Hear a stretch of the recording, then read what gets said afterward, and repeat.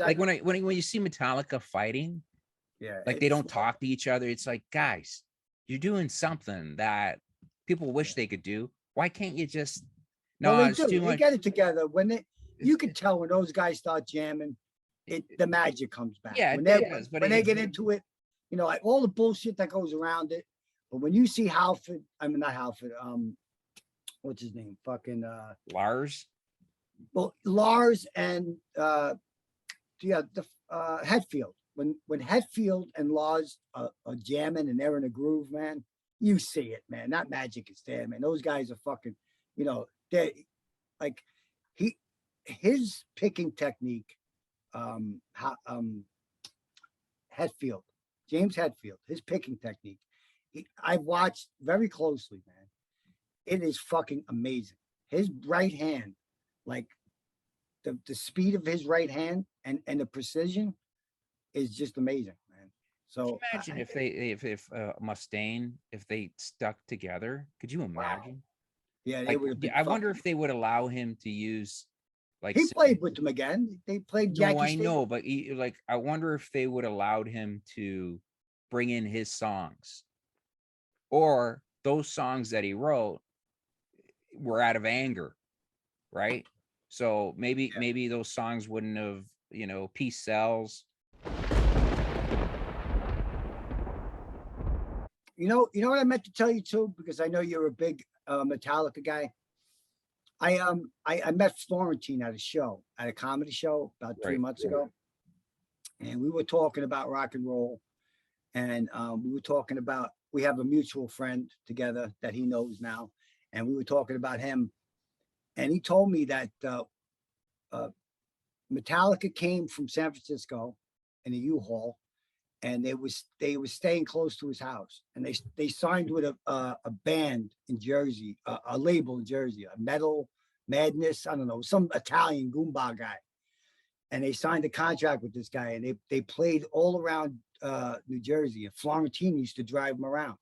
Really? Like he was, yeah, in a station wagon. I think he said his mother's station wagon, but I know he said he drove him to some gigs, like with their gear and shit like that, because they just came from San Francisco, and the guy signed him, and he owned a record store in South Jersey, and he signed Metallica, and they were handing out the records, at the shows. That's how it became what it became in the beginning. If you ever watch old videos of Metallica, they're throwing albums out into the crowd. Right. Yeah, I remember that. Yeah, they all. Yeah, That was that label. That was the label that yeah.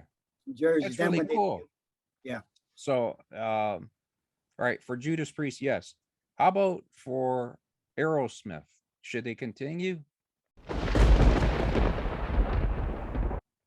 Yes.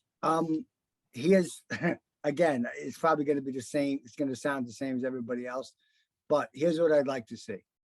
All the original guys are back are alive, right? I think Tom Hamilton had cancer, Perry could still play, Tyler could still sing. He's not the Steven Tyler of the past, but if they were to come to have a tour, I would just want to see them do anything up until they broke up. So that would be Draw the Line. So it would be from Aerosmith 1 to Draw the Line. Nothing after that. No, Loving an Elevator, none of that shit. Nothing. Just everything the original from the first album to Draw the Line. That's it. But you don't think Steven Tyler's voice is done? I haven't heard him in a while. It was the last time I seen him. Yeah, he lost a lot, but that's what I mean. Like, but he came back. That's what I mean. Like, I'll tell you a story about Steven Tyler. I was about 21, 22. I was driving a van around New York City. I was a messenger, so I was driving a van. I come out of the Lincoln Tunnel. I make the right, and on the corner there was notorious for junkies. Notorious, like that was a spot for junkies. So I'm at the light, and I see this guy standing on the corner, and there's a girl, and she looked really good. Like she had the bell-bottom jeans on, and really nice ass, and and I'm looking, and I'm like, the guy had a weird look about him, and I'm like, and I got up closer, like as I went through the intersection, it was on the left. I got up closer, I looked, it was Steven Tyler. And it was on 43rd Street and 10th Avenue. And he looked like shit. Do you remember when he cut his hair? Yeah. And he had his hair slicked back? That was when it was. Whenever that was, that's the year it was. And it was him. He was on the fucking corner, man. I know it for a fact. I know it, man. Because I know he wrote in the book that when he was, down and out, they put him up in a hotel in New York City and they gave him $20 per diem a day. That was it. And he used to go on the street. Yeah, he was bad.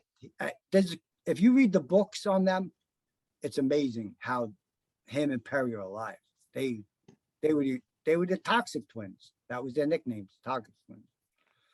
But, Aerosmith, I would go see them. Like I said, I would, if they came around and if they didn't do a stadium, I probably would go see Aerosmith.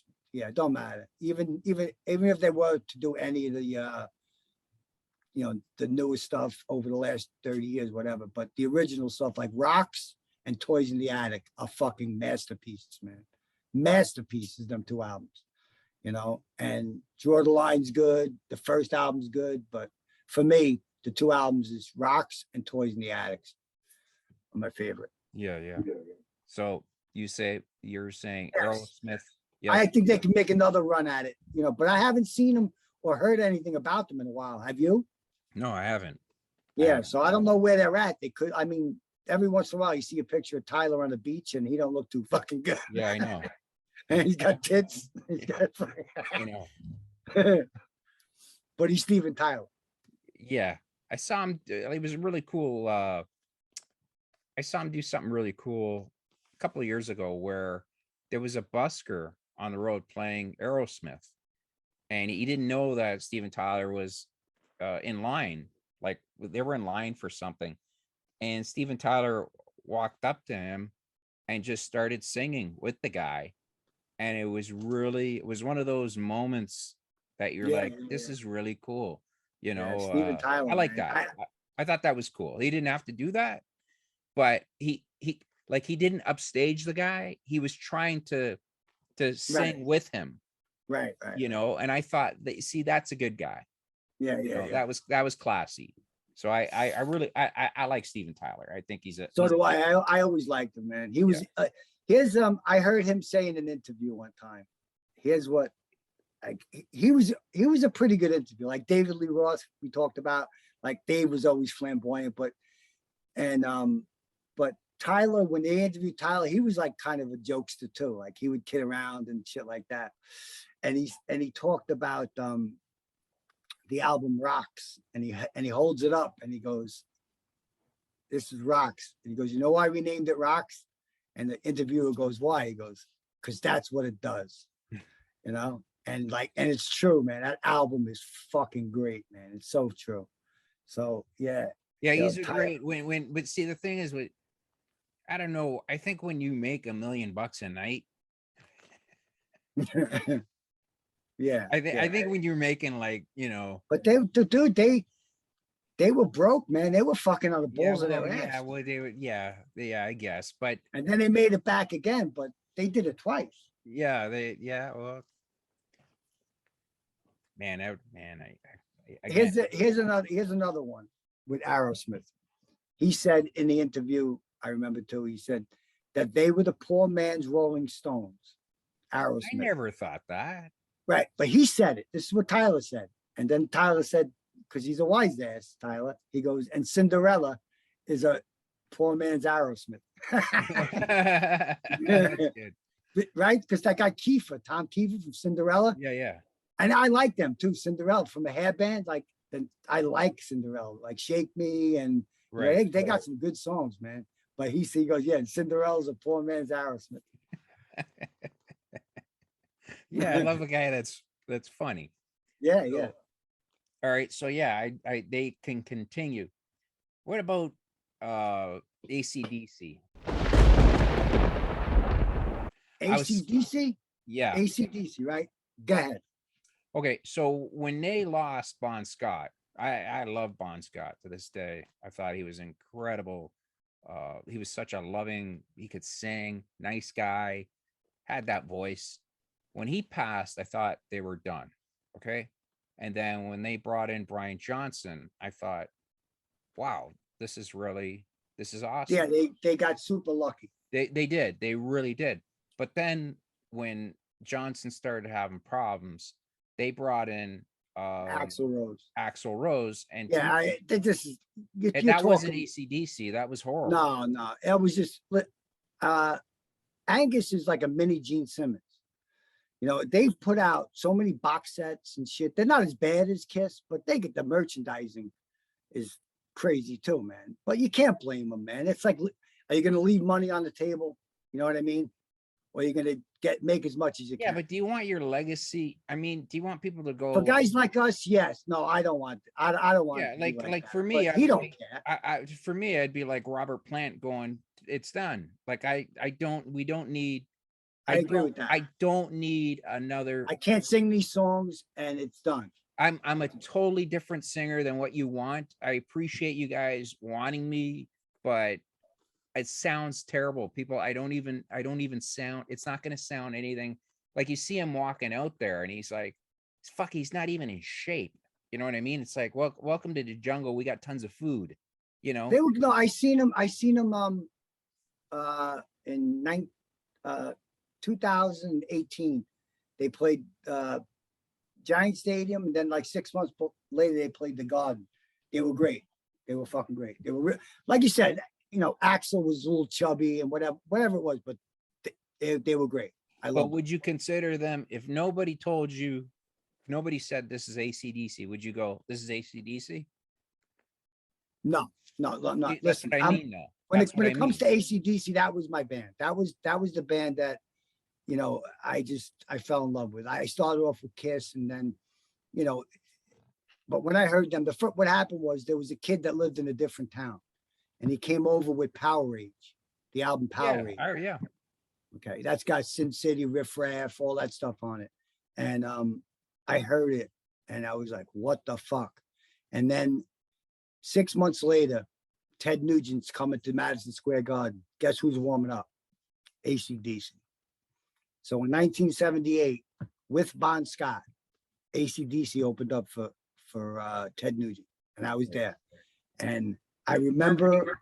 You remember when Ted Nugent goes, I'll tell you after, sorry. Yeah, if he had to get mellow, you can get the fuck out of here. Yeah, right. So back in 1977, 1978, there was no bigger rock star on the planet than Ted Nugent. yeah, He had Double Live Gonzo, Scratch Fever, Cat Scratch, Free for All.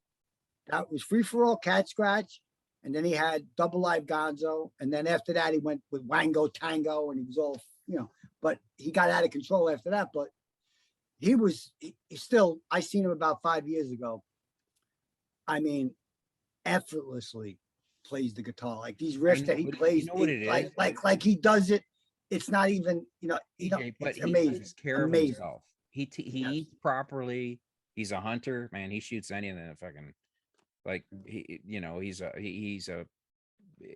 man. If you walk up to him, goddamn fucking man. Yeah, if you walk up to him and go, "I'm a vegan," he'll punch you right in the mouth. So, like he's not, he takes care of himself, right? But he's a super nice guy, and he's the wrong guy to piss off. That's what I like about him. I love Ted Nugent. All right, so back to AC/DC. So 1978, I see him at the Garden. They warmed up Ted Nugent. I remember them. They did songs off Highway to Hell, just came out. They did Night Prowler. They did Sin City. They did about 10 songs. They were the warm-up band, so they were on for an hour. They did about 10 songs with Bon Scott. So I seen them, and then I really fell in love with them once I seen them. And then I was all in. So I went all back, you know, to all the early stuff like High Voltage and Let There Be Rock. And then, you know, right up till Highway to Hell. And then Bon died in 1980. He died in February, and August 2nd of 1980, they played the Palladium in New York City. And Joey Diaz was there, the comedian Joey Diaz. Yeah. He was from my town. He was at the show, and I seen him on the bus going over, and it was their third show. Were you with Diaz?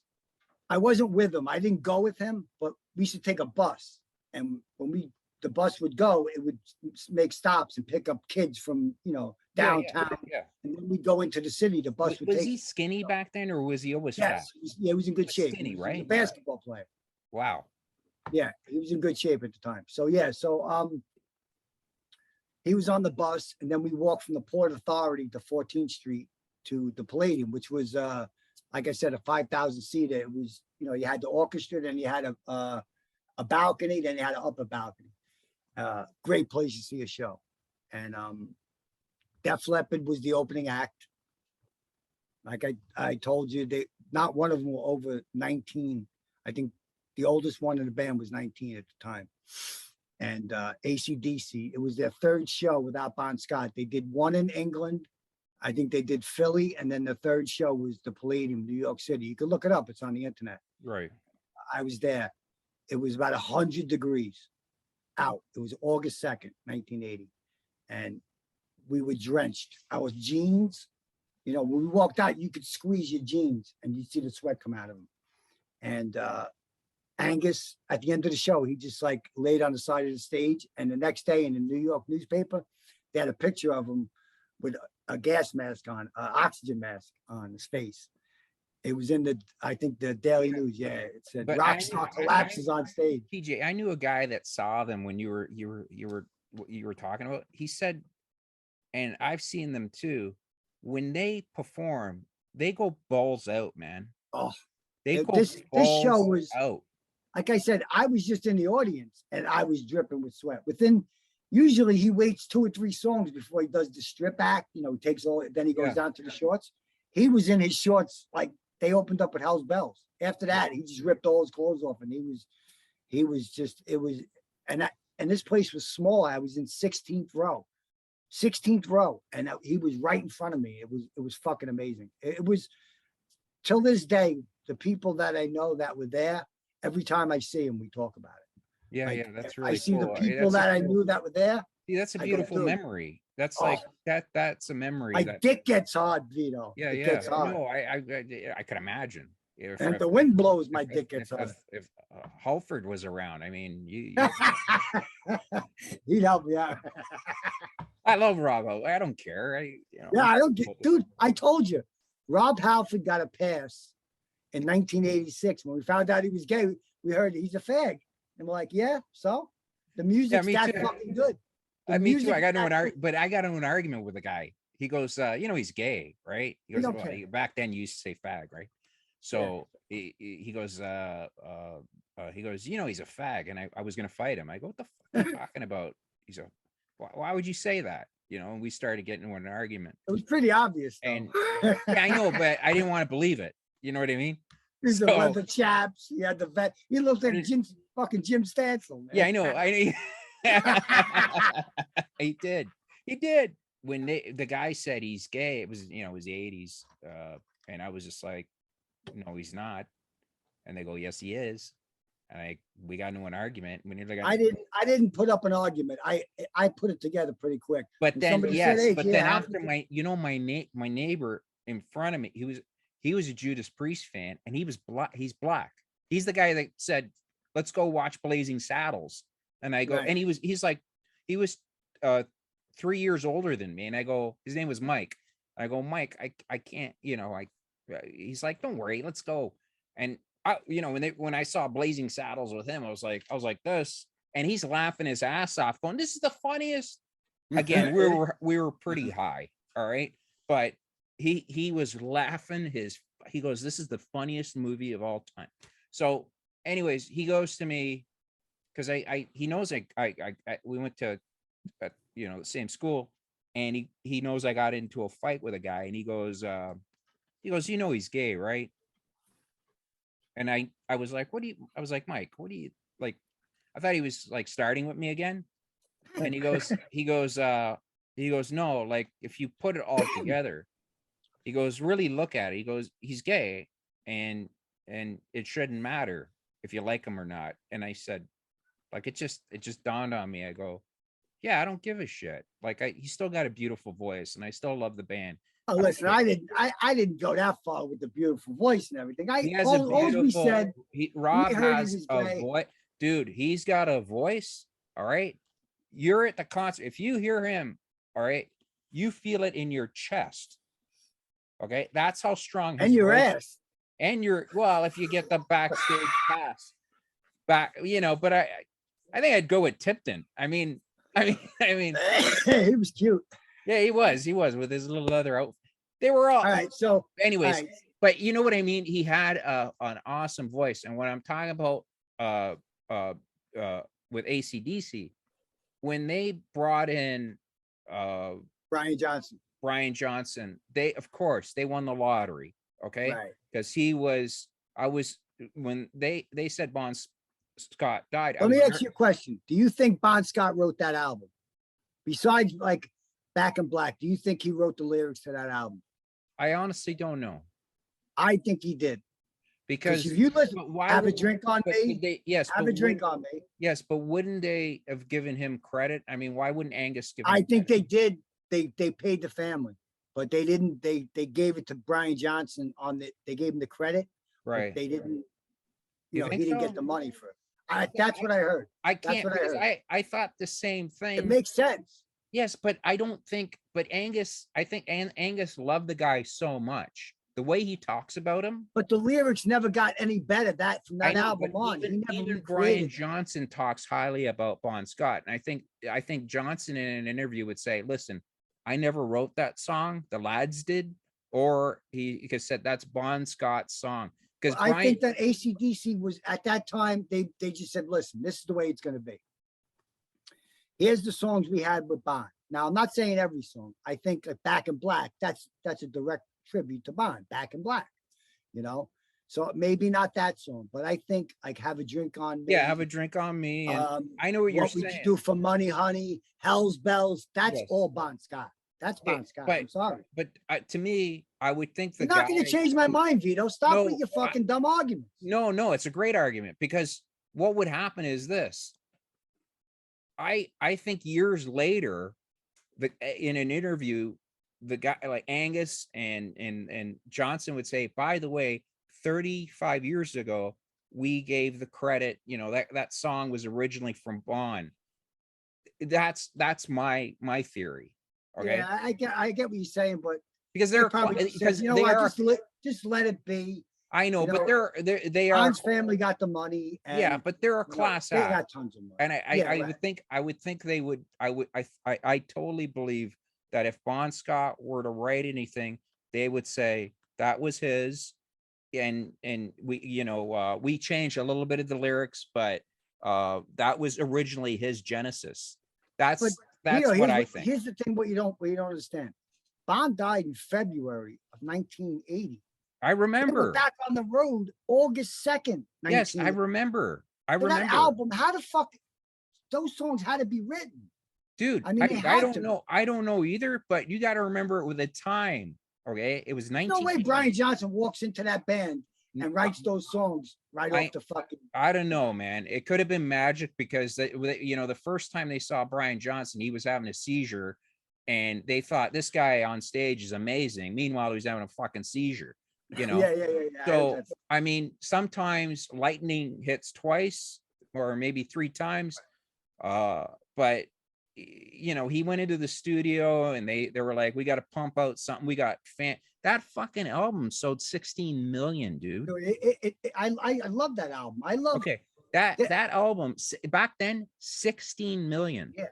It's just it's one of those things where the band became so popular that they played it out so much, but they were on tour for 2 years just to make fans happy. No, I mean they were smart. When they hit hard. They toured.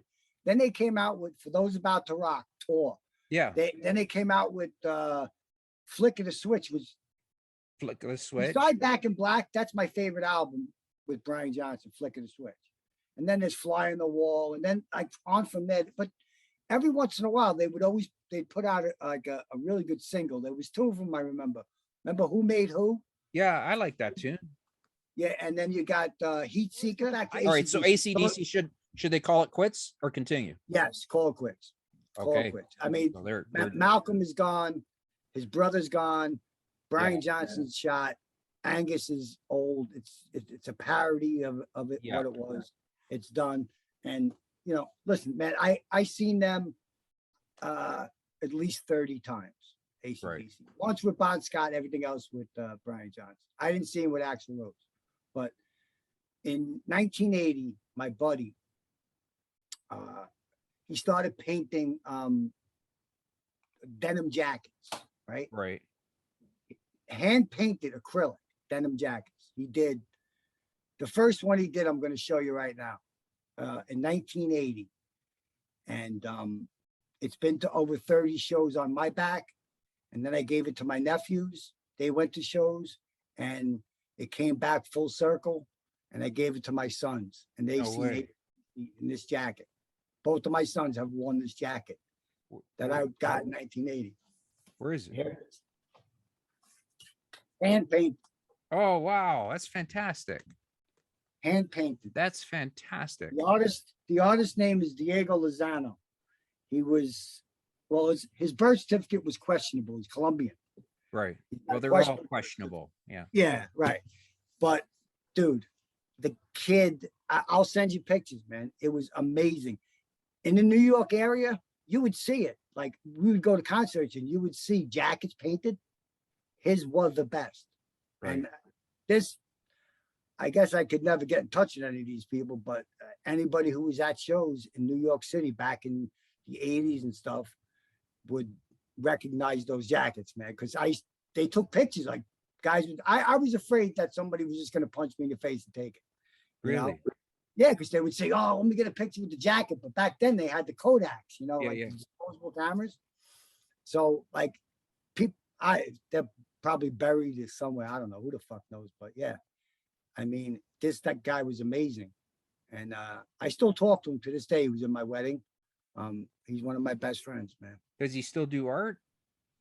If I asked him to do it, he would do it. That's very cool.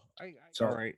He's So an artist. that is the bands we went through. Went through Van Halen, Kiss, Judas Priest, Aerosmith, and AC/DC, and a little bit of Rat. We figured it out. That's what I mean with the power of music. I remember where I was when I heard Crazy Train for the first time. Yeah. I know exactly where I was. I was with Joey Diaz. Were you really? Basement. Yes, I swear on my two kids. In his basement, he had an EP.